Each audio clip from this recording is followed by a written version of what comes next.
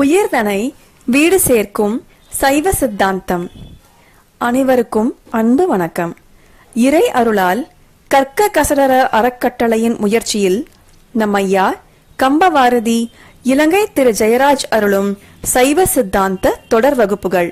3ஆம் பாடம் ஞானாசிரியர் அருணந்தி சிவாச்சாரியார் அருளிய சிவஞான சித்தியார். உயிர் நோக்கு சிவஞான சித்தியார் சுபக்கம் 69வது வகுப்புக்கு உங்கள் அனைவரையும் அன்புடன் வரவேற்கின்றோம். இன்று ஆங்கில புத்தாண்டு. இந்த புத்தாண்டை இதைவிட நாம் சிறப்பாக துவங்க முடியாது. இறையருள் அருமையான நம்முடைய உயிர் நோக்கு வகுப்பின் மூலம் இந்த ஆண்டை துவக்கி வைக்கிறது. எல்லாமல்ல இறைவன் எல்லா உயிர்களையும் காப்பது போல என்றும் நம் வகுப்பையும் நம் மாணவர்களையும் நம் நண்பர்களையும் காத்தருள வேண்டும். எல்லாம் வல்ல இறைவனுடைய திருவடிகளை எனது மனமொழிமைகளால் போற்றி பணிகின்றேன். சித்தாந்த தத்துவத்தை உலகத்திற்கு அளித்து உயிர்களை உய்வடைய செய்கின்ற தட்சிணாமூர்த்தி சுவாமிகள் திருவடிகளில் நம் அனைவரதும் மனங்களை வைத்து போற்றி வணங்குகின்றேன். தட்சிணாமூர்த்தி சுவாமிகளிடமிருந்து பெறப்பட்டதாகிய அந்த தத்துவத்தை உலகத்துக்கு ஈய காரணமாக இருந்த அகச்சந்தனாச்சாரியார்கள், புறச்சந்தனாச்சாரியார்கள் அத்தனை பேர் திருவடிகளையும் உச்சியில் சூட்டி ஒப்பெய்துகிறேன். இந்த தத்துவ நூல்களில் அறிவையும் ஆர்வத்தையும் உண்டாக்கி தந்த ஆசிரியர் பிரான்கள் அத்தனை பேர் திருவடிகளுக்கும் என் பணிவு சார்ந்த வணக்கங்கள். உயிர்நோக்கு என்கின்ற இந்த அமைப்பை உருவாக்கி நீண்ட நாட்களாய் சுவைகுன்றாமல் அதை நடத்தி வருகிற இடையோருக்கு என் அன்பும் வணக்கமும் வாழ்த்தும் உரித்தாகட்டும். அதுபோலவே இந்த சங்கமத்தில் இணைந்து சோர்வில்லாமல் தத்துவம் கற்று வருகிற உங்கள் அனைவருக்கும் என்னுடைய நன்றியையும் வாழ்த்துக்களையும் வணக்கத்தையும் தெரிவித்துக் கொள்கிறேன். புத்தாண்டு பிறந்திருக்கிற நாள். நாங்கள் எங்களுடைய கிரியையில் ரூபமான ஒரு புத்தாண்டையும் நிர்வாக ரீதியான ஒரு புத்தாண்டையும் கடைபிடித்து வருகிறோம். அந்த நிர்வாக ரீதியான புத்தாண்டாக இன்றைய புத்தாண்டு அமைகிறது. அந்த புத்தாண்டை தொடங்குகிற நாளன்றே சித்தாந்தத்தை கற்கிற வாய்ப்பை தந்த திருவருளை மீண்டும் ஒரு தரம் வணங்கி மகிழ்கின்றேன். இனிமையாக தேவார பாடலுடன் ஆரம்பித்து வைத்த உமானந்தினிக்கும் என்னுடைய வாழ்த்துக்கள். சைவ சித்தாந்தத்திலே நாங்கள் கற்க வேண்டும் என்று விருப்பம் வந்ததும் முதலாவதாக மனவாசகம் கடந்த தேவர் இயற்றிய உண்மை விளக்கம் என்கின்ற நூலை ஆனந்தராஜன் ஐயா அவருடைய உரைத்திறனோடு கற்று மகிழ்ந்தோம். அதைத் தொடர்ந்து உமாவதி சிவாச்சாரியாரால் இயற்றப்பட்ட சிவஞான சித்தியார் திருவருட்பயன் என்கின்ற நூலை யாழ்ப்பாணத்தைச் சேர்ந்த மறைந்த சைவ பெரியார் சிவபாத சுந்தரனார் அவர்களுடைய உரைத்திறனோடு கற்று மகிழ்ந்தோம். அதைத் தொடர்ந்து இப்பொழுது சிவஞான சித்தியாருக்குள்ளே நுழைந்திருக்கிறோம். சிவஞான சித்தியார் என்பது சைவ சமயத்திலே, நம்முடைய சைவ சித்தாந்தத்திலே உயர் நூல்களிலே ஒன்றாக கருதப்படுகிற நூல்.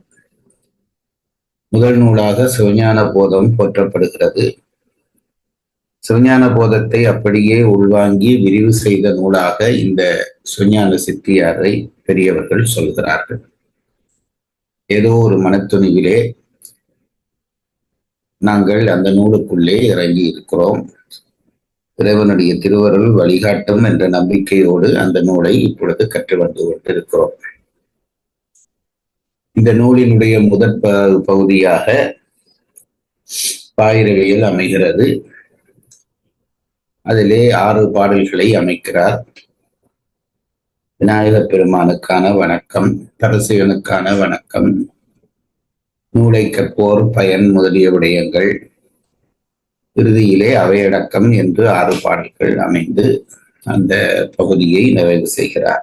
அது ஒரு நூல் மரபிலே முன்னாலே சொல்லப்பட வேண்டிய விஷயங்கள் அந்த பாயிரவியலிலே தொகுக்கப்பட்டிருக்கிறது. அடுத்ததாக அளவையியலுக்குள்ளே நுழைகிறார்.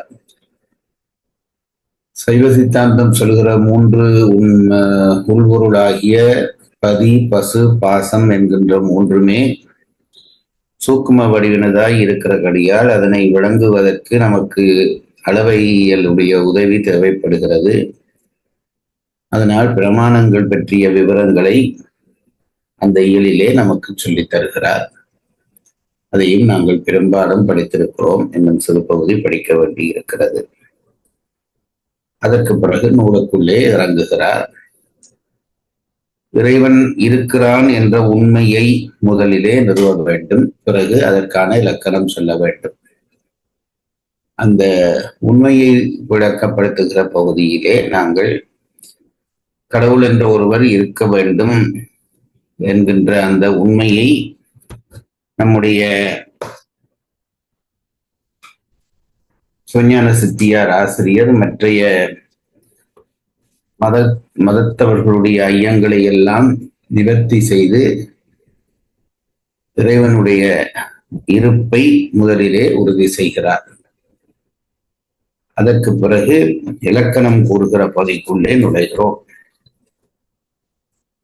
பதி உண்மை சொன்ன பிறகு பதி இலக்கணம் சொல்கிற பகுதிக்குள்ளே நாங்கள் நுழைந்தோம்.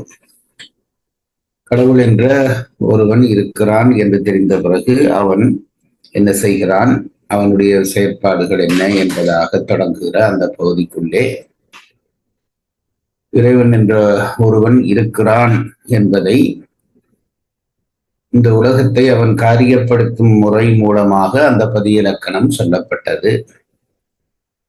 அதற்கு பிறகு இறைவன் எப்படி இந்த உலகத்தை காரியப்படுத்துகிறான், எப்படி தோற்றுகிறான், சுத்தமாயிலிருந்து வாக்குகள் பிறக்கிற விதம் என்பவையெல்லாம் நாங்கள் கற்று முடித்துவிட்டு இப்பொழுது அடுத்த அதிகரணத்துக்குள்ளே நுழைந்து இறைவனுக்கு 3 விதமான வடிவங்கள் உண்டு.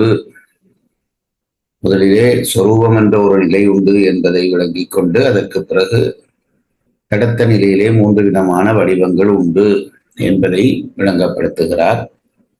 அருவம், அருவுருவம், உருவம் என்று 3 வகையான நிலைமை வடிவங்கள் இறைவனுக்கு உண்டு. அவையெல்லாம் சக்தி வடிவங்கள் என்பதை விளக்கம் செய்த பிறகு இறைவனுக்கு இவையெல்லாம் சக்தியினுடைய வடிவங்களாக இருக்கிறவை இறைவனுடைய திருமேனிகளாக அது உருவத் திருமேனிகளாக கொள்ளப்படும் என்றவர் தொடர்ந்து இறைவனுக்கு உபச்சார திருமேனிகளும் உண்டு என்பதை நமக்கு விளக்கம் பண்ணுகிறார். அதிலே முதலாவதாக அத்துவாக்கள் இறைவனுக்கு வடிவங்களாகும் என்பதை விளக்கம் பண்ணுகிறார். அத்துவாக்கள் என்றால் எங்களுக்கு தெரியும், சற்பிரபஞ்சம், பொருட்பிரபஞ்சம் என்று 2 பிரபஞ்சங்களாக சுத்தமாயிலே அந்த பிரபஞ்சங்கள் விரிகின்றன. அதிலே அந்த 6ம் சேர்ந்து சொற்பிரபஞ்சத்திலே 3 மந்திரம், பதம், வண்ணம், பொருட்பிரபஞ்சத்திலே கலை, தத்துவம், புவனம் என்கின்ற 3மாக சேர்ந்து 6ம் இறை சக்தியினாலே இயக்கப்படுகிற காரணத்தினாலே அவற்றையும் இறைவனுடைய உபச்சார திருமேனிகளாக சொல்லப்படுகிறது என்பதை விளக்கம் பண்ணுகிறார். அதற்கு பிறகு அந்த மந்திரம், பதம், வண்ணம் என்பதிலே மந்திரம் என்பது இறைவனுக்கு வடிவமாக கொள்ளப்படும் என்பதை விளங்கப்படுத்துகையிலே 11 மந்திரங்கள் முக்கியமான மந்திரங்கள் என்று சொல்லி அதிலே பஞ்ச பிரம்ம மந்திரம் என்று சொல்லப்படுகிற 5 மந்திரங்களும் அதற்கு பிறகு அதை தொடர்ந்து வருகிற ஷட்டங்க மந்திரம் என்று சொல்லப்படுகிற 6 மந்திரங்களுமாக 11 மந்திரங்கள் மந்திரங்களினுடைய மூல மந்திரங்களாக இவை கருதப்படுகின்றன என்று சொல்லி இந்த மந்திர ரூபமும் இறைவனுக்கு வடிவமாகும் என்பதை விளங்கப்படுத்தி அதற்கு பிறகு சக்தியினுடைய விவரங்களை சொல்லத் தொடங்குவதாக 80வது பாடலிலே இருந்து விடயங்கள் விரிகின்றன. நாங்கள் இன்றைக்கு அந்த 80வது பாடலிலே இருந்து 84 வரையும் படித்திருக்கிறோம் என்று நினைக்கிறேன். அந்த 80வது பாடலில் இருந்து 84வது பாடல் வரைக்குமான பொழிப்புரையை படித்துவிட்டு அடுத்த பாடலுக்குள்ளே நாங்கள் நுழையலாம். ஐயா, இந்த 11 மந்திரங்கள் நீங்க ஒரு நாள் சொல்றேன், நீங்க இன்னைக்கு சொல்லுங்க. நீங்க சொல்றீங்களா? நீங்க சொல்றீங்களா? நாங்க எல்லாம் நீங்க சொல்லுங்க, நான் சொல்றேன், கேட்கிறேன். சரிங்க ஐயா. 11 மந்திரங்கள், பஞ்சபிரம்ம மந்திரங்கள். முதலில் ஓம் ஈசானாய நமஹ, ஓம் தத்புருஷாய நமஹ, ஓம் அகோராய நமஹ, ஓம் வாமதேவாய நமஹ, ஓம் சத்யோஜாதாய நமஹ, ஓம் ஹிருதயாய நமஹ, ஓம் சிரசே நமஹ, ஓம் சிகாயை நமஹ, ஓம் கவசாயை நமஹ, ஓம் நேத்ரேப்யோ நமஹ, ஓம் அஸ்திராய நமஹ.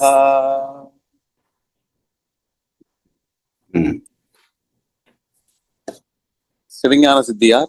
விநாயக வணக்கம். ஒரு கோட்டன் இருசெவியன் மும்மதத்தன் நால்வாய் ஐங்கரத்தன் ஆறு தருகோட்டம் பிற இதழி தாழ்சடையான் தரும் ஒரு வாரணத்தின் தாள்கள் உருகோட்டு அன்பொடும் வணங்கி ஓவாதே இரவு பகல் உணர்வோர் சிந்தை திருகோட்டும் அயன் திருமால் செல்வமும் ஒன்றோ என்ன செய்யும் தேவே. ஐயா, 81ல இருந்தாங்க சக்தி வருது. சக்தி அத பார்க்கலாம். பாடல் 81. பாடல் தலைப்பு சக்தி ஒன்று தொழில் வேறுபாட்டால் பல. பொழிப்புரை. அரசன் சக்தி ஒன்றே மந்திரி முதலாயினோரிடத்து நின்று செய்யும் தொழில் வேறுபாட்டால் பலவேறு வகைப்பட்டார் போல சிவசக்தி ஒன்றே அயன் முதலாயினோரிடத்து நின்று செய்யும் தொழில் வேறுபாட்டால் சனனி முதலியவாய் பலவேறு வகைப்படும். அச்சக்தி முதல்வனோடு பிரிவின்றி நின்று அம்முதல்வன் நினைத்தபடி போக மோட்சங்களை கொடுக்கும்.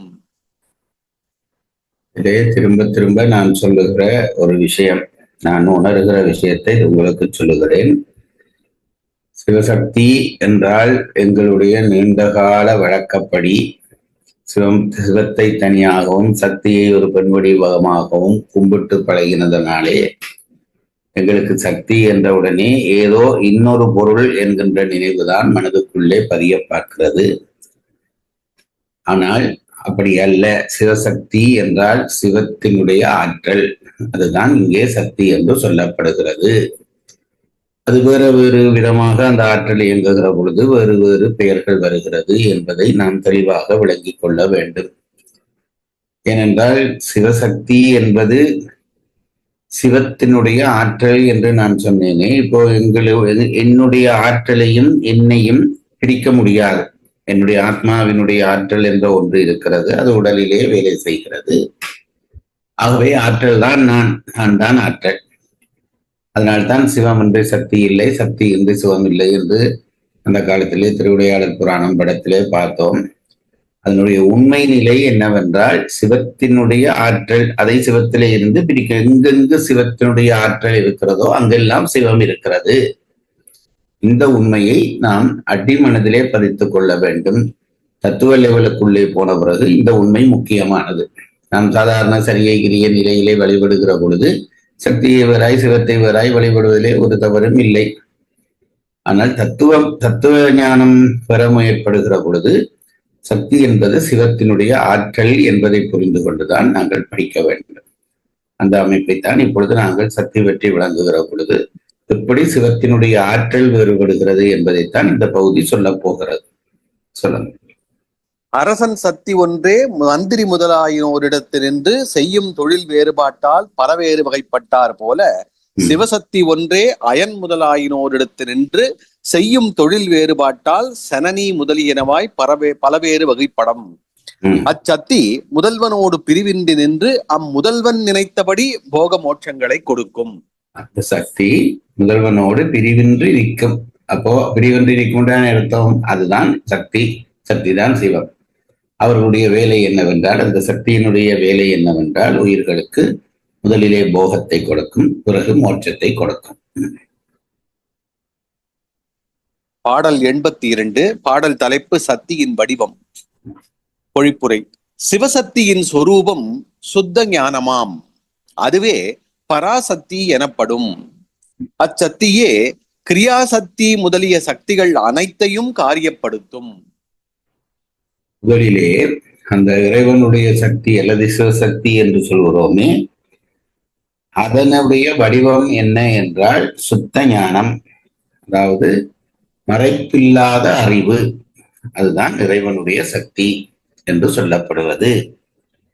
பிறகு அதனாலே அதை பராசக்தி என்று சொல்லுகிறோம். எப்பொழுதும் பரம் என்ற சொல் மேலானது என்ற அர்த்தம். ஆகவே இருக்கக்கூடிய சக்திகளுக்குள்ளே உயர்ந்ததாக கருதப்படுவது இந்த பராசக்தி. அந்த சக்தி தான் பின்னாலே கிரியாசக்தி, ஞானாசக்தி, இச்சாசக்தி போன்ற சக்திகளை இயக்குவதற்கு காரணமாக இருக்கும். ஆகவே முதல் நிலை சுத்த ஞானம் என்கின்ற பகுதியே இறைவனுடைய பராசக்தியாக கருதப்படும் என்கிறார். பாடல் 83. பாடல் தலைப்பு சக்தி பேதங்களும் அவற்றின் தொழிலும். பொழிப்புரை. பராசக்தியானது பொதுவகையால் ஒன்றாய் இச்சை ஞானம் கிரியை என்னும் வியாபார பேதத்தால் மூவகைப்படும். உயிர்களுக்கு மலத்தை நீக்கி சிவத்தை அளிக்கும் பொருட்டு பரமசிவன் கொண்ட கருணை இச்சாசக்தியும், அதற்கு செய்ய வேண்டிய உபாயங்களை அறியும் அறிவு ஞான சக்தியும், அவ்வுபாயங்களை சங்கற்பித்து செய்யும் சங்கற்பம் கிரியாசக்தியுமாம். திருப்பி மசிங்கள். பராசக்தியானது பொதுவகையால் ஒன்றாய் இச்சை ஞானம் கிரியை என்னும் வியாபார பேதத்தால் மூவகைப்படும். என்பது ஒன்று. எனக்கு இருக்கக்கூடிய ஆற்றல், என்னுடைய ஆற்றல் என்பது அது பொது வகையால் ஒன்று. பிறகு நான் பேசுகிற பொழுது பேச்சாளர் நான் இணைப்பேன், சமைக்கிற பொழுது சமையல்காரன் நான் இணைப்பேன், வகுப்பிலே இருக்கிற பொழுது ஆசிரியர் நான் இணைப்பேன். இப்படி சக்தி பிறகு பிரிக்கப்படும். அப்போ முதல் சக்தி என்னுடைய சக்தி என்பது வேறு, இவையெல்லாம் வேறா என்றா? இல்லை. அந்த சக்தி தான் பிறகு இப்படி கூறுபடுத்தப்படுகிறது. அதுபோலத்தான் பராசக்தியானது பொது வகையால் ஒன்றாய் நிற்கும். பிறகு இச்சை ஞானம் கிரியை என்னும் வியாபார பேதத்தால் மூவகைப்படும். வியாபாரம் என்பது விரிகிறது. விரிக்கப்படுகிற பொழுது அதே சக்தி முதலிலே ஒன்றாக இருந்த அந்த பராசக்தி இச்சாசக்தி, கிரியாசக்தி, ஞானாசக்தி என மூவகையாக பிரிக்கப்படும். பாடல் 84. பாடல் தலைப்பு சிவசமவாதிகள் ஆசங்கையும். அதுல அந்த மிச்ச பகுதி படிங்கிறது. இச்சை ஞானம் வியாபாரத்தால் மூவகைப்படும். உயிர் மலத்தை நீக்கி சிவத்தை அளிக்கும் பொருட்டு பரமசிவன் கொண்ட கருணை இச்சாசக்தியாகவும். அந்த மூன்று இச்சை கிரியை ஞானம் என்றால் என்ன என்று அதை தொடர்ந்து விளங்கப்படுத்துகிறார். அதிலே இச்சை சக்தி என்னென்றால் இறைவனுக்கு ஒரு விருப்பம் பெறுமா, அதுதான் இச்சாசக்தி. பிறகு அந்த விருப்பத்தை நிறைவேற்றுகிற அறிவு ஞானாசக்தி, அதை செயல்படுத்துகிற திறன் கிரியாசக்தி என்றும் வகைப்படும் என்கிறார். அதிலே அது என்ன இறைவனுக்கான விருப்பம் என்றால் ஆன்மாக்களை உயிர்களுக்கு மலத்தை நீக்கி சிவத்தை அளிக்கும் பொருட்டு பரமசிவன் கொண்ட கருணை, அதுதானே அவனுடைய இச்சை. ஆன்மாக்கள் இருளிலே அகப்பட்டு போய் கிடக்கின்றன. இருளிலே அகப்பட்டு கிடக்கிற ஆன்மாவை அதிலே இருந்து மீட்டெடுத்து தன்னிலைக்கு அதை உயர்த்த வேண்டும் என இறைவன் விரும்புகிறான். இந்த விருப்பம்தான் இறைவனுடைய இச்சாசக்தி. பிறகு அதை செய்ய வேண்டிய உபாயங்களை அறியும் அறிவு ஞானாசக்தி. பஞ்சகிருத்தியங்கள் மூலம் அதனை எப்படி இயற்றுவது என்று விளங்கிக் கொள்ளுகிற அறிவு இறைவனுடைய, அது ஞானாசக்தி என்று சொல்லப்படுகிறது. பிறகு அவ்வுபாயங்களை சங்கற்பித்து செய்யும் சங்கற்பம் கிரியாசக்தி. அதை எப்படி உறுதிப்படுத்தி செய்வது என்று வருகிற பொழுது அது கிரியாசக்தியாக மாறுகிறது. ஆகவே இறைவனுடைய மூன்று சக்தி என்ன என்றால் விருப்பம். விருப்பம் என்பது ஆன்மாவை ஈடேற்றுவது. அடுத்தது அதற்கான அறிவு ஞானம், அதை எப்படி செய்வது என்று தீர்மானிக்கிற அறிவு ஞானாசக்தி. பிறகு செய்யும் முறை கிரியாசக்தி என்று மூன்றாக பிரித்து காட்டுகிறார். பாடல் 84. பாடல் தலைப்பு சிவசமவாதிகள் ஆசங்கையும் மறுப்பும். பொழிப்புரை. இச்சா ஞான கிரியைகள் முதல்வனுக்கு இருத்தல் போல உயிர்களுக்கும் இருத்தலால் உயிர்களும் முதல்வனுக்கு சமமாவர் போலும் எனின், உயிர்களுடைய இச்சா ஞான கிரியைகள் கேவலத்திலே மூலபலத்தாலே மறைக்கப்படுதற்குரிய தன்மையும், சகலத்தில் கன்மத்திற்கு ஏற்ப அவை ஏகதேசமாய் விளங்கப் பெற்று கன்ம பயனை ஏகதேசமாய் அறிந்து அனுபவிக்கும் தன்மையும், சுத்தத்திலே வியாபக அறிவை பெற்று முத்திப்பயனை அனுபவிக்கும் தன்மையும் உடையவன் ஆதலால் இத்தன்மைகள் உடையன ஆதலால் இத்தன்மைகள் இல்லாத முதல்வனது இச்சா ஞான கிரியைகளோடு இவற்றிற்கு வேற்றுமை பெரிதாம். ஆதலால் உயிர்கள் சிவனுக்கு சமமாக மாட்டா. கேள்வி கேட்கிறவன் இருக்கிறபடியால் தான் இந்த தத்துவ அறிவு வளர்ந்து கொண்டு போகிறது. சிவசமவாதிகள் என்பவர்கள் இந்த இறைவனுக்கு இச்சை, கிரியை, ஞானம் என்ற 3 சக்திகள் உண்டு என்று சொன்னதுடனே அவர்கள் ஒரு கேள்வியை எழுப்புகிறார்கள். அந்த கேள்வி என்னவென்றால், உயிர்களுக்கு எந்த உயிர் பொருளுக்கும் இச்சை, கிரியை, ஞானம் இருக்கும். விருப்பமும் அறிவும் செயலும் இல்லாத உயிர் என்று ஒரு உயிரும் இராது. நான் எப்பொழுதும் சொல்வது, சுவரில் முளைத்த மரம் கூட வெயிலை தேடி ஒரு பக்கமாக இயங்குகிறது. ஆகவே அதற்கும் இந்த இச்சை இருக்கிறது. வெயில் தேவை என்ற இச்சை இருக்கிறது. அதை எப்படி அடையலாம் என்ற அறிவு இருக்கிறது.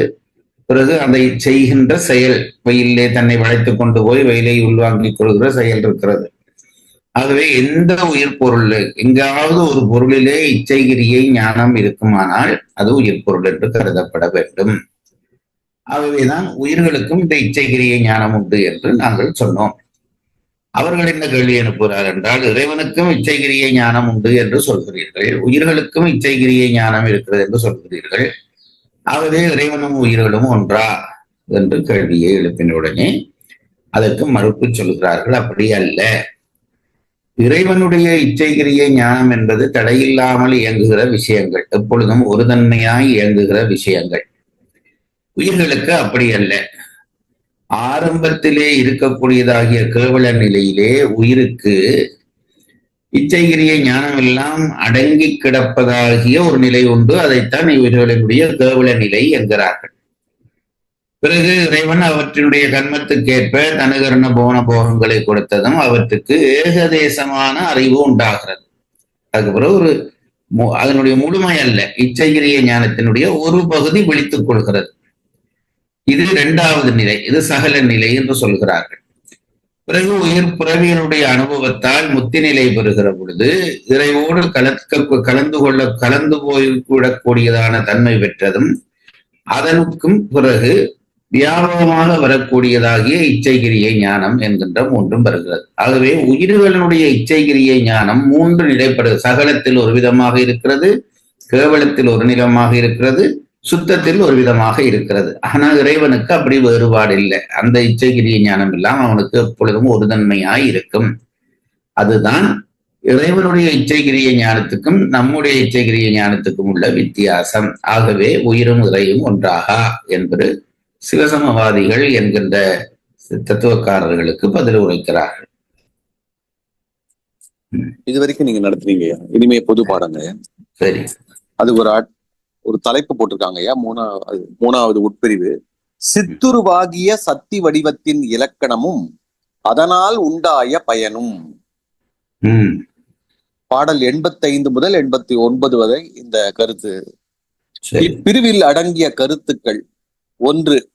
முதல்வனது சக்தி காரிய வடிவங்கள் லயம், போகம், அதிகாரம் என்பதனை பாடல் 85 மூலமும், முதல்வனுக்கு சுத்த தத்துவங்கள் சுதந்திர வடிவம் என்பதனை பாடல் 86 மூலமும், முதல்வன் பேத வடிவங்கள் எய்துதல் பற்றி விகாரி ஆகான் என்பதனை பாடல் 87 மூலமும், மேலதனை ஓமை முகத்தால் விளக்கல் பாடல் 88 மூலமும், முதல்வன் சக்தி வடிவம் செய்தினால் உண்டாய பயன் என்ன என்பதனை பாடல் 89 மூலமாகவும் சொல்கிறார்.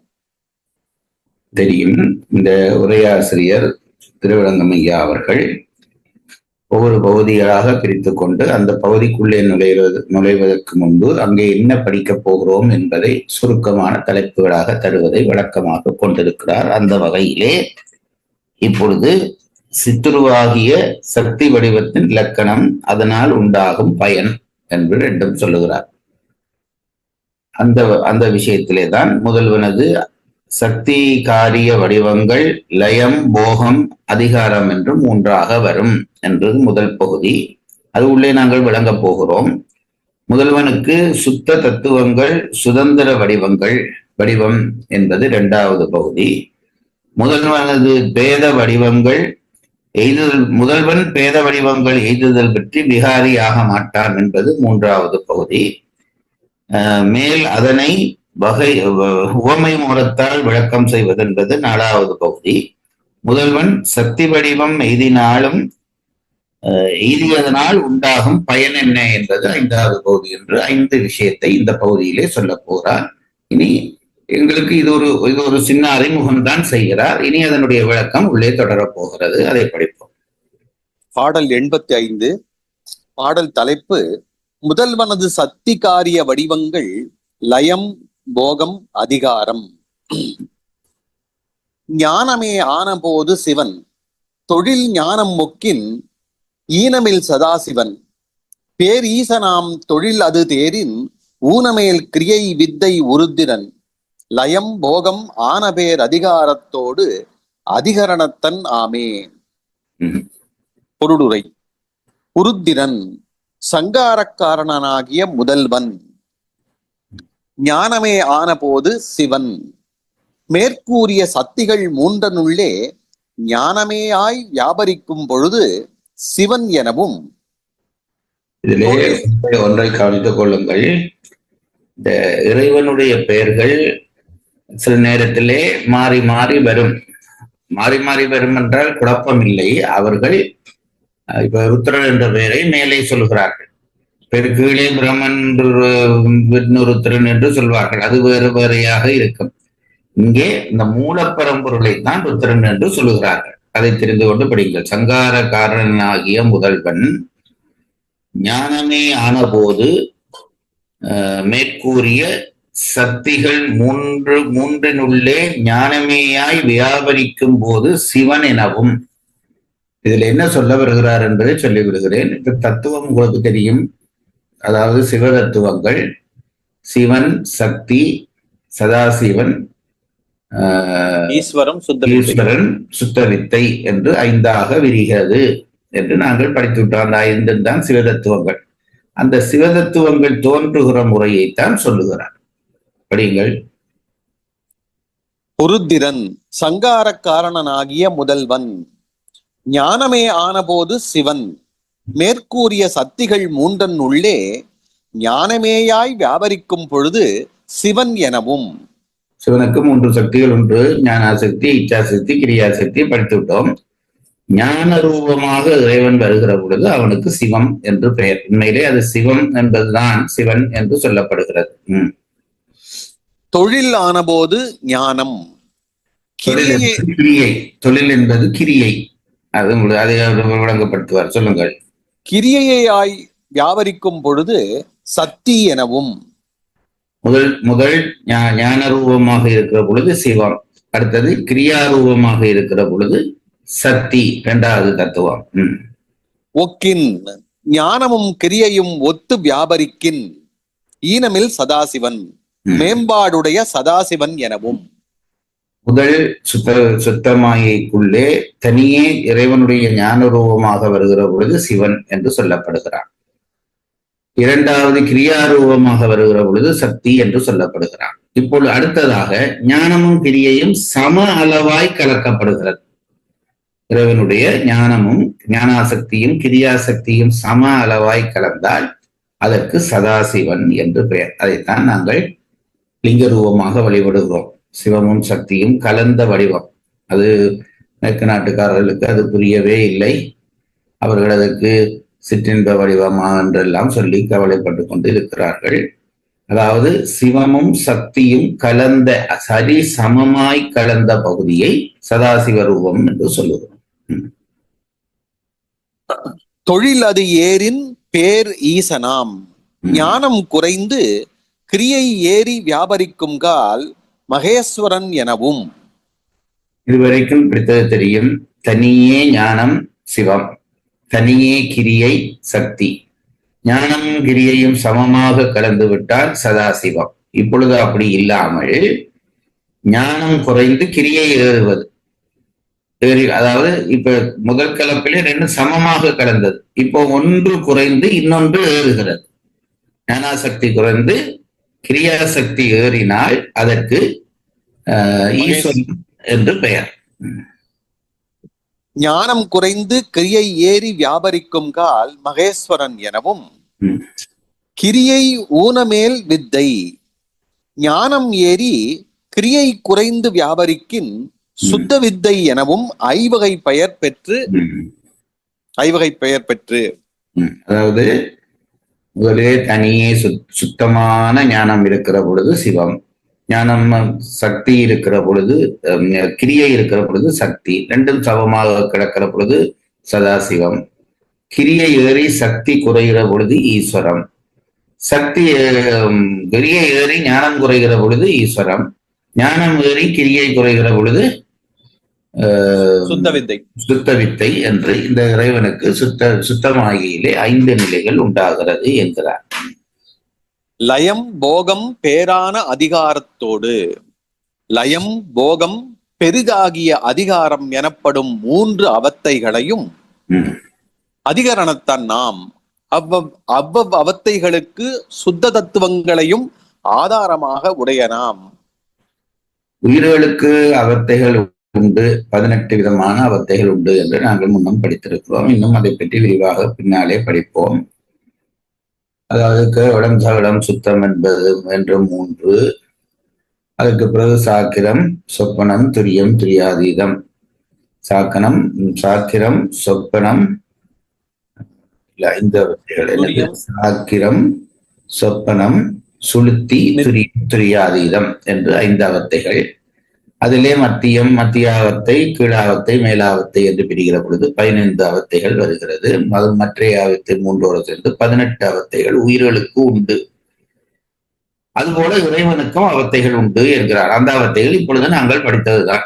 அதாவது சிவம், சக்தி, சதாசிவம், ஈஸ்வரம், சுத்தவித்தை. இந்த அவத்தைகளை சுத்தமாயிலே இறைவன் உருவாக்கி கொண்டு இயங்குகிறான் என்றுதான் இப்பொழுது நாங்கள் படிக்கிறது. கடைசி பகுதியை திருப்பி படியுங்கள். லயம் போகம் பேரான அதிகாரத்தோடு அதிகரணத்தனாம். லயம் போகம் பெரிதாகிய அதிகாரம் எனப்படும் 3 அவத்தைகளையும் அவ்வவ் அவத்தைகளுக்கு சுத்த தத்துவங்களையும் ஆதாரமாக உடையனாம். இந்த அவத்தைகளையும் உடையவன், இந்த அவத்தைகளுக்கு ஆதாரமாக சுத்த தத்துவத்தை உடையவனாக இருப்பான். குறிப்புரை: ஞானமே ஆனபோது சிவன்.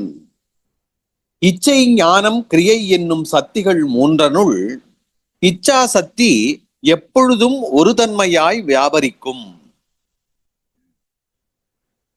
இது ஒரு புருஷர் இந்த 3லே இச்சா சக்தி எப்பொழுதும் ஒரு தன்மையாய் இருக்கும். கூடி குறைகிறாக்கள் இந்த கிரியையும் ஞானமும் தான். இறைவனுடைய இச்சா சக்தி என்பது எப்பொழுதும் ஒரு தன்மையாயிருக்க, கூடி குறைவது என்பது ஞானமும் கிரியையும் தான் கூடி குறையும். அதைத்தான் சொல்லுகிறார். இச்சா சக்தி எப்பொழுதும் ஒரு தன்மையாய் வியாபரிக்கும். மற்றைய 2 சக்திகளும் தனித்தனியாயும் ஒத்தும் ஏறியும் குறைந்தும் வியாபரிக்கும். அதைத்தான் நாங்கள் இப்ப படித்தது. மற்ற 2 சக்திகள், இச்சா சக்தியை விட்டு கிரியையை ஞானையும் தான் எடுத்துக்கொள்கிறோம். முதலிலே ஞானம் சிவம், அடுத்தது கிரியை சக்தி, பிறகு கலக்கிற பொழுது சதாசிவம், பிறகு ஒன்று ஏறி ஒன்று குறைகிற பொழுது ஈஸ்வரம், பிறகு மற்றது ஏறி மற்றது குறைகிற பொழுது சுத்தவித்தை என்று இந்த இரண்டினுடையதான் ஏற்ற இறக்கங்கள் ஏற்படும் என்கிறார். பரமசிவன் இச்சக்திகளுள்ளே ஞான சக்தியை பொருந்தி நிற்கும் அவதாரத்தில் சிவன் எனப்படுவர். கிரியாசக்தியை பொருந்தி நிற்கும் அவதாரத்தில் சக்தி எனப்படுவர். ஞான சக்தியையும் கிரியாசக்தியையும் சமமாக பொருந்தி நிற்கும் அவதாரத்தில் சதாசிவன் எனப்படுவர். ஞான சக்தி குறைந்தும் கிரியாசக்தி ஏறியும் இருக்கும் அவதாரத்தில் மகேஸ்வரன் எனப்படுவர். ஞானமேறி கிரியை குறைந்து நிற்கும் அவதாரத்தில் சுத்த வித்தை எனப்படுவர். இங்கனமே சக்தி வியாபாரத்தால் பரமசிவன் ஐவகை பெயர் பெறுவர். பரமசிவனுக்குத்தான் இந்த 5 பெயரும். இங்கே வருகிற இந்த அவதாரம் என்பதை அவதாரம் என்று படித்து விடக்கூடாது. நீங்கள் படிக்கவில்லை, நான் சொல்லுகிறேன். அவதாரம் என்பது வேறு, அவதாரம் என்பது நிலையில் என்ற அர்த்தத்திலே அதை படித்துக் கொள்ள வேண்டும். ஆகவே இந்த கலப்பு நிலை, தனியே ஞானம், தனியே கிரியை, பிறகு ஞானமும் கிரியையும் கலந்த நிலை, பிறகு கிரியை ஏறி ஞானம் குறைந்த நிலை, பிறகு ஞானம் ஏறி கிரியை குறைந்த நிலை. இந்த 5 அவதாரத்திலும் இறைவன் சுத்த தத்துவத்தை அடிப்படையாக கொண்டு நின்று இயங்குவான் என்கிறார்கள். 2ஆம் குறிப்பு, லயபோகமான பேரதிகாரத்தோடு மேற்கூறியவாறு சக்திகளின் வியாபாரமும் ஐவகைப்படுதலால் பரமசிவனது அவத்தைகளும் ஐவகைப்படும். அவை 5ம் லயம், போகம், அதிகாரம் என 3ஆய் அடங்கும். இந்த 5 வகையாக பிரியும் என்று நாங்கள் படித்தோம். என மேற்கூறியவாறு சக்திகளின் வியாபாரமும், வியாபாரம் என்று விரிதல், அந்த விரிகிற தன்மையும் வியாபாரமும் ஐவகைப்படுதலால் பரமசிவனது அவத்தைகளும் ஐவகைப்படும். அந்த அதைத்தான் நாங்கள் இப்ப படித்து முடித்த 5 வகையான நிலை ஏற்படும் சிவத்துக்கு. அவை 5ம் லயம், போகம், அதிகாரம் என 3ல் அடங்கும். 5 படித்து விட்டோம். சிவம், சக்தி, சதாசிவம், ஈஸ்வரம், சுத்த வித்தை. அப்ப 5ம் எப்படி பிரியும் என்று கேட்டால், மேல் சொன்ன 2ம் லயத்துக்குள்ளே அடங்கும். நடுவிலே நிற்கிற சதாசிவம் போகத்துக்குள்ளே அடங்கும். கீழே நிற்கிறது அதிகாரத்துக்குள்ளே வரும். படியுங்கள். அவை 5ம் லயம், போகம், அதிகாரம் என 3ஆய் அடங்கும். சிவமும் சக்தியும் லயமாகவும், சதாசிவம் போகமாகவும், மகேஸ்வரமும் சுத்த வித்தையும் அதிகாரமாகவும் அடங்கும். 3 அவத்தைகளிலேயும் முதல்வன் லயசிவன், போகசிவன், அதிகார சிவன் என்றும், நிட்கள சிவன், நிட்கள சகல சிவன், சகல சிவன் என்றும், சத்தர், உத்தியுத்தர், பிரவிருத்தர் என்றும், சிவம், சதாசிவன், மகேஸ்வரன் என்றும் பெயர் பெறுவன். 3 நிலை இறைவன், அதாவது 5 நிலையாக நிற்கிறவன் லயம், போகம், அதிகாரம் என்று 3ஆக பிரிகிறான். முதல் 2ம் லயம், நடுவிலே இருக்கக்கூடிய சதாசிவம் போகம், அடுத்த கீழே இருக்கக்கூடிய சுத்த வித்தையும் ஈஸ்வரமும் அதிகாரம் என்று பிரிக்கப்படுகிறது. ஆகவே இந்த இறைவனுக்கு இந்த 3 நிலை இருக்கிறது என்கிறார். முதல்வன் லயம் சிவன், போக சிவன், அதிகார சிவன் என்றும், அப்படி வருகிற பொழுது மேலே நிற்கிற பொழுது அவன் லய சிவன், 2வது நிலையிலே போக சிவன், 3வது நிலையிலே அவன் அதிகார சிவன் என்று பிரிக்கப்படுகிறான். அந்த 3க்கும் இருக்கக்கூடிய வேறு பெயர்களை சொல்கிறார். நிஷ்கல சிவன், நிஷ்கல சகல சிவன், சகல சிவன் என்பது அந்த பெயருக்கு இருக்கக்கூடிய மறுபெயர்கள். அதுபோல சத்தர், உத்தியுத்தர், பிரவிருத்தர் என்றும், சிவம், சதாசிவன், மகேஸ்வரன் என்றும் பெயர் பெறுவர். இந்த 3க்குமே இருக்கக்கூடிய மற்றைய பெயர்களை எடுத்து சொல்லுகிறார். இதிலே ஒன்றை தெரிந்து கொள்ளுங்கள். நம்மில் பல பேர் இந்த சிவலிங்கத்தை வீட்டிலே வைத்து கும்பிடுவதற்கு பயப்படுவார்கள். அது ஏதோ ஒடுக்கி விடும் அப்படி என்று இந்த அரைகுறைகள் சொல்ல சொல்ல பயப்படுகிறவர்கள் இருக்கிறார்கள். உண்மையிலே நாங்கள் இப்ப படிக்கிற பொழுது நமக்கு தெரியுது, லிங்கம் என்பது போகத்துக்கான பயன் அருளை செய்கிற சிவன். மேலே இருக்கிற சிவமும் சக்தியும் தான் அது லயம், ஒடுக்கம். இது போகத்தை தருவது, மற்றது அதிகாரத்தை தருவது. ஆகவே லிங்க வழிபாட்டை செய்வது என்பதிலே எந்த பயமும் தேவையில்லை என்பதை சொல்லிக் கொள்ள விரும்புகிறேன். 3ஆம் குறிப்பு, அதிகரணத்துள் சுத்த மாயையிலே தோன்றும் சுத்த தத்துவங்கள் 5ம் அதிகரணத்தன், அந்த சொல்லுக்குத்தான் விளக்கம் சொல்லுகிறார். அதிகரணத்தன் என்று இந்த புத்தகத்திலே இருக்கிறது. அப்படிங்களா? இங்க தப்பா இருக்குங்க. பாட்டிலே என்ன வருகிறது பாக்குறேங்க. அதிகரணத்தன் தாங்க ஐயா இருக்கு. இங்க தவறாதான் இருக்கு. இங்க அதிகரணத்தன் சுத்த மாயையிலே தோன்றும் சுத்த தத்துவங்கள் 5ம் முதல்வனது அவத்தைகளுக்கு இருப்பிடமாய் இருக்கும் என்பது. அதிகரணம் என்றால் ஆதாரம் அல்லது இருப்பு. சுத்த தத்துவம் என்ற 5க்கு தான் இந்த பெயரை வைத்திருக்கிறோம். சிவம், சக்தி, சதாசிவன், ஈஸ்வரன், சுத்த வித்தை என்று இந்த இதுக்கு தான் இந்த 5 பெயரையும் வைத்திருக்கிறோம். அதுல என்ன சொல்றாங்க, சுத்த மாயையிலே தோன்றுகின்ற சுத்த தத்துவங்கள், அதாவது இந்த 5 தத்துவங்களும் முதல்வனது அவத்தைகளுக்கு இருப்பிடம். நான் சொன்னேன், உயிர்களுக்கு அவத்தை நிலை வேறுபாடு இருப்பது போல இறைவனுக்கும் நிலை வேறுபாடு உண்டு என்கிறோம். இறைவனுடைய நிலை வேறுபாட்டுக்கு இடமாக இருப்பது இந்த சுத்த தத்துவங்கள் என்கிறார். 4ஆம் குறிப்பு, உருத்திரன் மகாசங்கார கடவுளாகிய பரமசிவன். உருத்திரன் என்கிறது கீழே வருகிற உருத்திரன் அல்ல, எல்லாவற்றுக்கும் மேலாக இருக்கக்கூடிய பரமசிவனைத்தான் இங்கே உருத்திரன் என்று சொல்லி இருக்கிறார். அதனாலதான் அதை எழுதுகிறார். பொழிப்புரை. சங்காரக்காரனாகிய முதல்வன் சக்தி வியாபாரத்தால் சிவன் சக்தி வியாபாரம் இல்ல, வியாபாரத்தால். சரி, அது எல்லா இடத்துலயும் வியாபாரம் போட்டிருக்கிறதுனால அப்படியே அங்க வியாபாரம் போட்டிருக்கீங்க. வியாபாரம் சரிங்க. சங்காரக்காரன் ஆகிய முதல்வன் சக்தி வியாபாரத்தால் சிவன், சக்தி, சதாசிவன், மகேஸ்வரன், சுத்த வித்தை என 5 வகைப்பட்டு லயம், போகம், அதிகாரம் என்னும் அவத்தைகளையும் அவத்தைகளுக்கு ஆதாரமாக சுத்த தத்துவங்களையும் உடையவன் ஆவன். 5 தத்துவம் சுத்த தத்துவம். இந்த சுத்த தத்துவத்திலேதான் இந்த இறைவனுடைய லயம், போகம், அதிகாரம் என்கின்ற விஷயங்கள் பதிவாகி நின்று செயல்படும் என்கிறார். அவ்வளவு அவத்தைகளுக்கு ஆதாரமாக சுத்த தத்துவங்களையே இறைவன் கொண்டிருப்பான். இறைவனுடைய அவத்த நிலைகள் என்ன என்று கேட்டால் இந்த 5ஐயும் நாங்கள் சொல்லலாம். பாடல் 85 மறுவாசிப்பு. பாடல் தலைப்பு, முதல்வனது சக்தி காரிய வடிவங்கள் லயம், போகம், அதிகாரம்.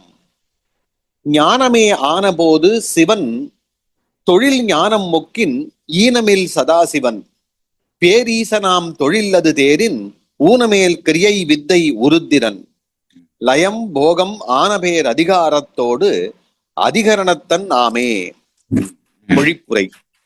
சங்காரக்காரனாகிய முதல்வன் சக்தி வியாபாரத்தால் சிவன், சக்தி, சதாசிவம், மகேஸ்வரன், சுத்த வித்தை என 5 வகைப்பட்டு லயம், போகம், அதிகாரம் என்னும் அவத்தைகளையும் அவத்தைகளுக்கு ஆதாரமாக சுத்த தத்துவங்களையும் உடையவன் ஆவன். அதிகரணம் என்ற சொல்லுக்கு ஆதாரம் அல்லது இருப்பு என்ற பொருள் என்று போட்டிருக்கிறார். பாடல் 86. பாடல் தலைப்பு, முதல்வனுக்கு சுத்த தத்துவங்கள் சுதந்திர வடிவம். சுத்த தத்துவங்கள், இப்ப நாங்கள் இறைவனுடைய வடிவங்கள் பற்றி படித்துக் கொண்டு வருகிறோம். இறைவனுடைய சக்தி ரூப வடிவங்கள் படித்தோம். அதற்கு பிறகு இறைவனுடைய இந்த 6ஐயும் என்று சொல்வார்கள், இறைவனுடைய 2வதாக நாங்கள் படித்தது இந்த 6, அதாவது சொற்பிரபஞ்சம், பொற்பிரபஞ்சத்துக்கு சேர்த்து என்ன பெயர் சொல்வது?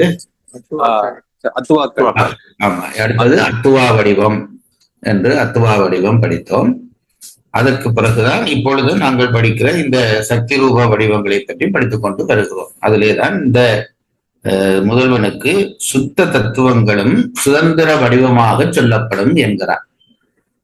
ஏனென்றால் சுத்த தத்துவத்திலேதான் அந்த இறைவனுடைய அந்த போகம், லயம், அதிகாரம் என்பவை எல்லாம் அதைத்தான் தளமாக கொண்டு இயங்குகிறபடியால் அந்த தத்துவங்களையும் நாங்கள் இறைவனுடைய வடிவங்களாக கொள்ளுகிற முறை உண்டு என்கிறார். பாடல். வித்தையோடு ஈசர் சாதாக்கியம் சக்தி சிவங்கள் 5ம் சுத்த தத்துவம் சிவன் தன் சுதந்திர வடிவமாகும். நித்தமென்றுரைப்பர் காலம் நீங்கிய நிலைமையாலே வைத்திலர் முற்பிற்பாடு வருவித்தார் கருமத்தாலே. பொருளுரை. வித்தையோடு ஈசர் சாதாக்கியம் சக்தி சிவங்கள் 5ம் சுத்த தத்துவம். சுத்த வித்தை, மகேஸ்வரம், சதாசிவம், சக்தி, சிவம் என்னும் 5ம் சுத்த தத்துவங்களாம். ம். சிவன் தன் சுதந்திர வடிவம் ஆகும். இவை ஐந்தும் மேற்கூறியவாறு ஆதாரங்களாயிருத்தலே அன்றி பரமசிவனுக்கு சுதந்திரமான திருமேனியுமாய் இருக்கும். ம்.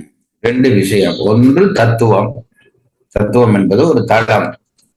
அதிலே இறைவனுடைய இந்த 5 நிலையும் இயங்கப்படுகிறது. சக்தி, சிவம், சக்தி, சதாசிவம், இந்த 5ம் இந்த சுத்த தத்துவம் 5லேயும் இயங்குகிறபடியால் இந்த 5ம் ஆதாரமாக இருக்கும். இறைவன் வந்து நின்று வேலை செய்வதற்கு ஆதாரமாக இருப்பதோடு ஆதாரமாக இருப்பதபடியால் அதனையே வடிவமாகவும் கொள்ளுகிற முறை உண்டு என்கிறார். நித்தம் என்று உரைப்பர் காலம் நீங்கிய நிலைமையாலே. இத்தத்துவங்களை நித்தியம் என்று சொல்வர் கால தத்துவத்துக்கு முன்னர் தோன்றி அக்கால தத்துவத்தை கடந்து நிற்கும் தன்மையால்.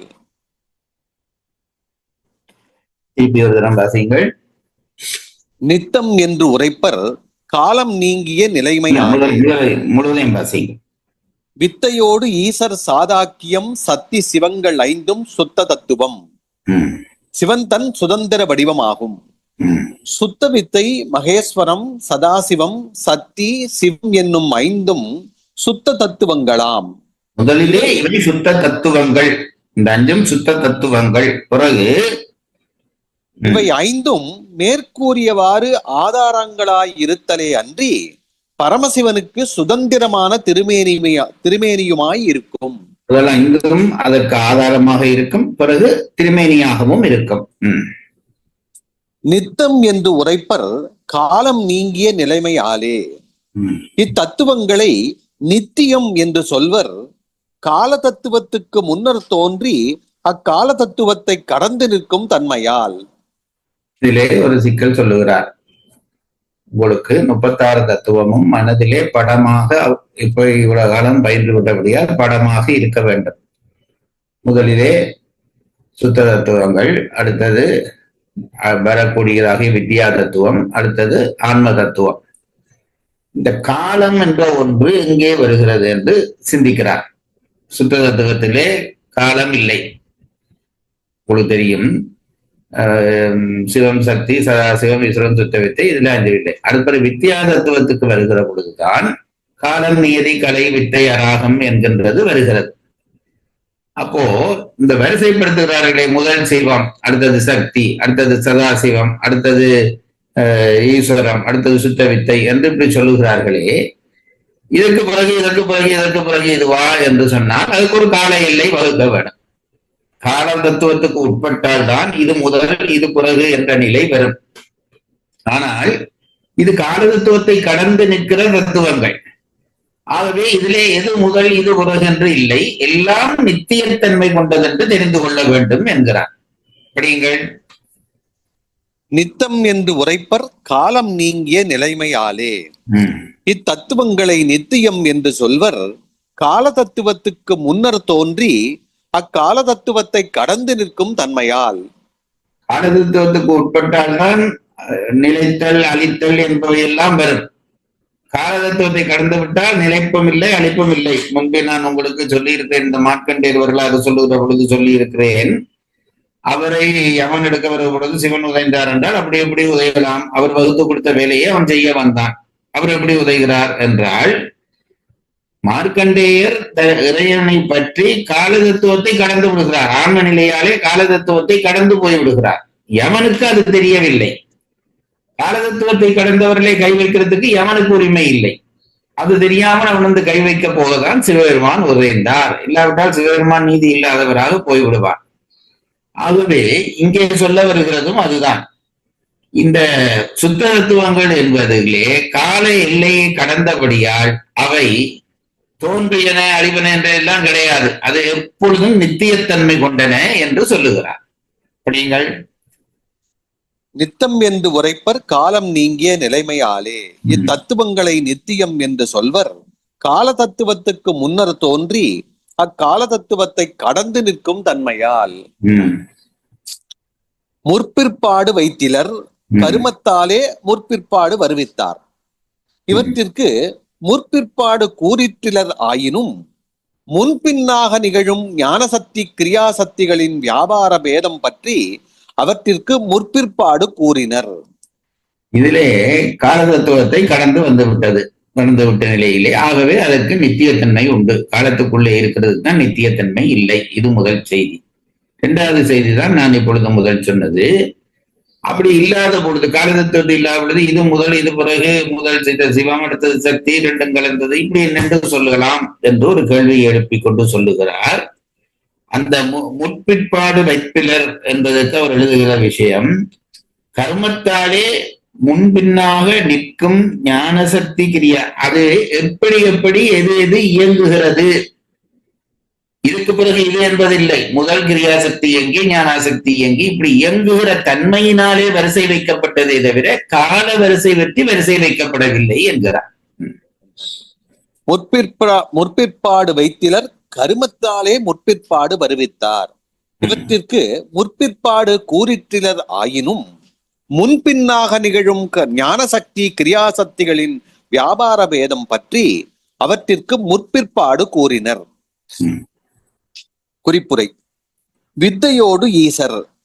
சுத்த வித்யா தத்துவம், மகேஸ்வர தத்துவம், சதாசிவ தத்துவம், விந்து தத்துவம், நாத தத்துவம் என்னும் சுத்த தத்துவங்கள் ஐந்தும் முறையே சுத்த வித்தை, மகேஸ்வரம், சதாசிவம், சக்தி, சிவம் என்னும் ஐவருக்கும் திருமேனியும் புவனமுமாய் இருக்கும். திருப்பி வாசிங்கள். வித்தையோடு ஈசர்.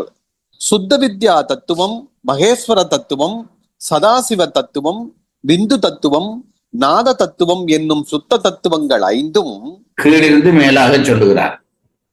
அதாவது ரெண்டு மேலே இருந்து கீழே சொல்லுகிற பொழுதுதான் சக்தி, சிவம், சதாசிவம், ஈஸ்வரன். இங்கே கீழே இருந்து மேலே சொல்லுகிறார். சுத்த வித்தை, ஈஸ்வரம், அதுக்கப்புறம் சதாசிவம், சக்தி, சிவம் என்கின்ற ஐந்தும் என்கிற பொழுது கீழிருந்து மேலாக சொல்லப்பட்ட சிவதத்துவங்கள் என்னும் சுத்த தத்துவங்கள் ஐந்தும் முறையே சுத்த வித்தை, மகேஸ்வரம், சதாசிவம், சக்தி திருமேனியும் புவனமுமாய் இருக்கும். இந்த ஐந்து பேருக்கும், இந்த ஐந்து விதமான நிலை கொண்ட இறைவர்களுக்கும் இது ரெண்டுமாக இருக்கும் என்கிறார். என்ன எதுவாக இருக்கும்? ஒன்று திருமேனி. படிங்கள். ஒன்று திருமேனி, ஐவருக்கும் திருமேனியும் புவனமுமாய் இருக்கும். அவர்கள் அந்த நிலையில் நிற்பதற்கான புவனமும் இந்த ஐந்து தான், திருமேனியும் இந்த ஐந்து தான் என்பதை விளங்க சொல்கிறார். புவனம் என்றால் தானம் அல்லது இடம் அல்லது ஆதாரம். இதுதான் மூன்றும். அவருக்கு வாழுகிற புவனம்டா இல்ல, அவர் அந்த சக்தி நிலைக்கிற ஆதாரமாக அது நிற்கும். அதைத்தான் இங்கே புவனம் என்கிறார். அஃது உடம்பானது உயிருக்கு இருப்பிடமும் வடிவமுமாயிருத்தல் போலாம். சுகமான ஒரு ஓமையை சொல்லி முடித்து விடுகிறார். இந்த உடம்பு உயிருக்கு வசைகள், உயிருக்கு இருப்பிடமும் வடிவமுமாயிருத்தல் போலாம். சரி, இந்த உடம்பு உயிருக்கான வடிவமாகவும் இருக்கிறது, இருப்பிடமாகவும் இருக்கிறது. எனக்குள்ளே உயிருக்கு என்னையும் உங்களையும் பேதப்படுத்தி பார்க்கிறது என்றால் இந்த வடிவத்தை வைத்துத்தான் பேதப்படுத்துகிறோம். ஆகவே என்னுடைய உயிர் உங்களுடைய உயிர் வேறுபடுகிறது உடம்பை வைத்துக் கொண்டு. ஆகவே அது இந்த வேதத்தை காட்டுகிற உடம்பாகவும் இருக்கும். அது இந்த உடம்புக்கு வேலை உயிரினுடைய வடிவத்தையும் காட்டும், அதே நேரத்திலே அது தங்குவதற்கு ஆதாரமாகவும் இருக்கும். அப்படித்தான் இந்த சிவதத்துவங்கள் இவற்றுக்கு இருக்கிறது என்கிறார். மேலை செய்யுளில் அதிகரணத்தன் என்றதனால் இருப்பிடம் ஆதலும், இச்செய்யுளிலே சிவன் தன் சுதந்திர வடிவம் என்றதனால் திருமேனி ஆதலும் கூறப்பட்டன.